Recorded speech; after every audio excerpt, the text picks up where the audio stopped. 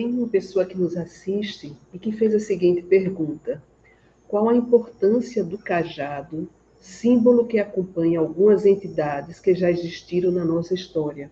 Qual o papel, qual o simbolismo do cajado?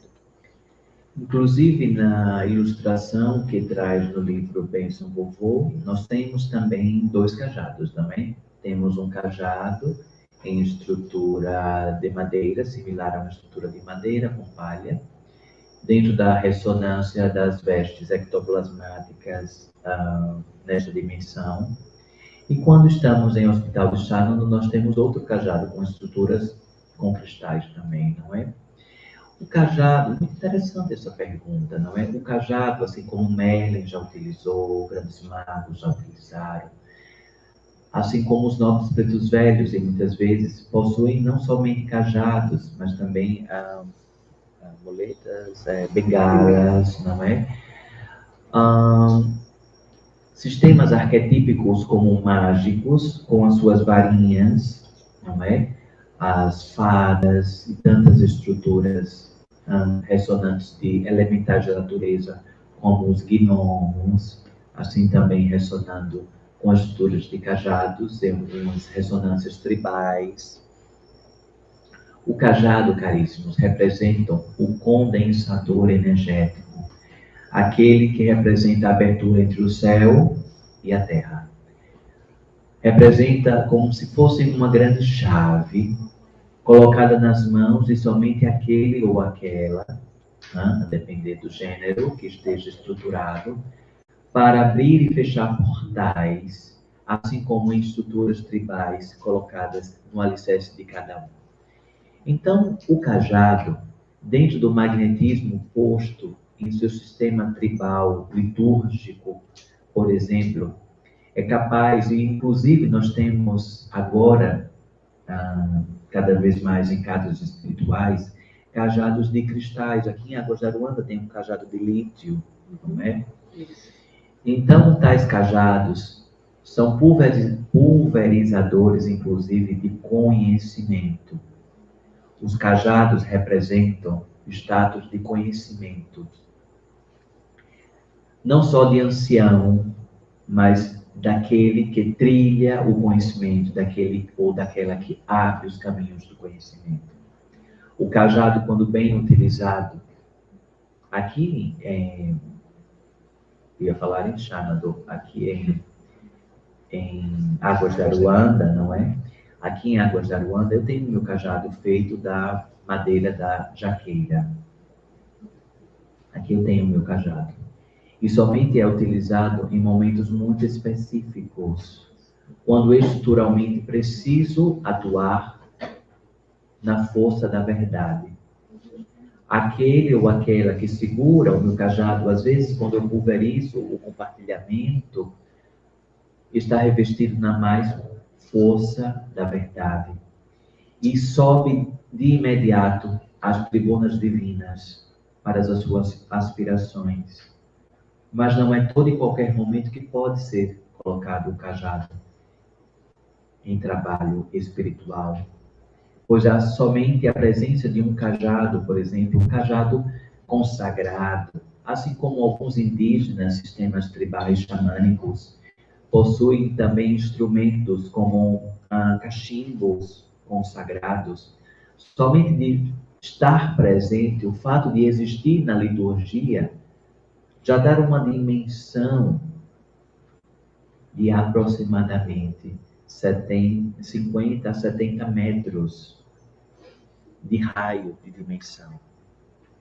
Isso ele estando somente no estado de presenças. Somente o fato do cajado estar aqui, ele já pulveriza o cajado, estou falando consagrado, não é? De 50 a 70 metros de raio de alcance. Quando está em atuação com o seu mestre, alcança 1,5 km de raio energético pulverizado. 1,5 km dá para alcançar muitas pessoas, hein, caríssimos? Dá para alcançar muitas casas. Mas a quem pode ser confiado um cajado? A quem pode ter o status de portar um cajado? Aquele ou aquela que traz em sua ressonância kármica a estrutura sacerdotal.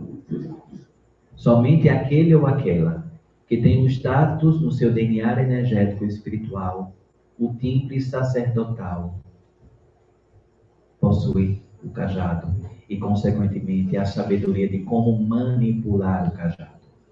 Pois qualquer pessoa pode mandar fabricar um cajado.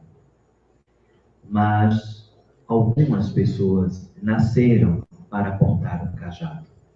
Diante das suas experiências espirituais, pulverizadas pela sua guiança, que tem ressonância com as suas experiências, e assim sucessivamente. E poderíamos falar, vou deixar uma pauta sugestiva para o próximo tratamento, falarmos sobre DNA espiritual. O que vocês acham, caríssimos, de falarmos sobre DNA espiritual? O DNA físico, genético, vocês já devem conhecer, não é? Mas o DNA espiritual, quais são as lições que trazem nos cromossomos espirituais? Quais são as estruturas de um DNA espiritual? Qual a geometria do DNA espiritual? A geometria do DNA físico, genético, que vocês conhecem, uma espécie de uma espiral, não é? De dois lados proteicos. Mas qual a geometria do DNA espiritual? Quais são os campos proteicos que estão revestidos diante de cápsulas cromossômicas também trazidas em tais estruturas? Como é e o que é a falar imunidade espiritual? Imunidade espiritual. Você está com baixa imunidade espiritual. Você está com sua imunidade espiritual prevalecente. Salta a expertise e somente um ato de proteger. Você está vulnerável, você está protegido. Então, deixo aqui como pauta sugestiva, não é? Para falarmos sobre o DNA espiritual, que é um conhecimento muito profundo, caríssimos. Prometo transmitir o máximo de informações que, assim, eu puder, não é? Por conta do status do tempo, pois a atuação, e aqui vou ainda dar continuidade à resposta, não é? A continuidade da resposta aqui, da pergunta do cajado, para aproveitar e falar com vocês, diante de uma experiência maravilhosa que vocês, ou alguns de vocês, vivenciaram, que os alicerces tecnológicos foram suspensos. Os alicerces de diálogos, os alicerces de fotografias, não é? As zonas de distrações, não é? Tecnológicas, foram retiradas de vocês por alguns instantes. E aí eu pergunto a vocês, espiritualmente, qual a lição que vocês trazem dessa experiência? Foi libertador vocês não ficarem recebendo tantas informações naqueles momentos? Ou foi angustiante vocês ficarem sem recepcionar informações, não é? Para quem disse, não é? Para quem marcou X no angustiante, para quem marcou X na alternativa, sai da minha mão, foi muito angustiante. Caríssimos, busque o essencial na vida. Busque olhar nos olhos de tantas pessoas. Abra a janela do seu coração, da sua experiência encarnatória e veja o quanto de vida possui aí fora. Fora da zona tecnológica. Quantos diálogos foram provocados? Diversos.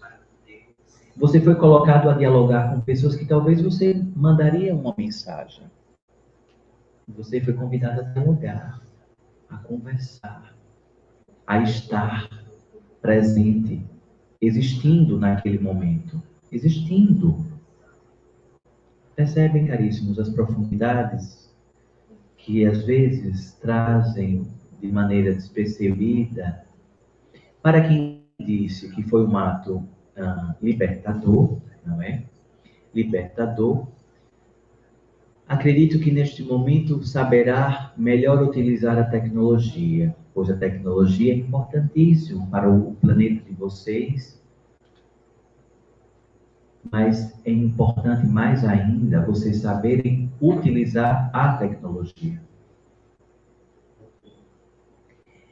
Benedito, né? É Pai Benedito, não é? Chamou de Benedito. Benedito sempre está a dizer: cuidem dos campos tecnológicos, não durmam com campos de telefonia muito próximos à sua cabeça. Preste atenção nos campos vibratórios das ondas tecnológicas. Isso tudo interfere no corpo físico, no campo celular, no campo mental e no campo espiritual, porque falsas memórias são implantadas, inclusive, por meio de aparelhos eletrônicos.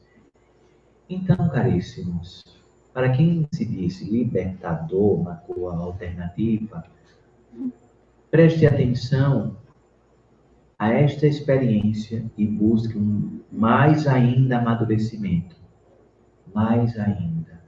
Porque às vezes a sensação do ato libertador é um movimento de fuga.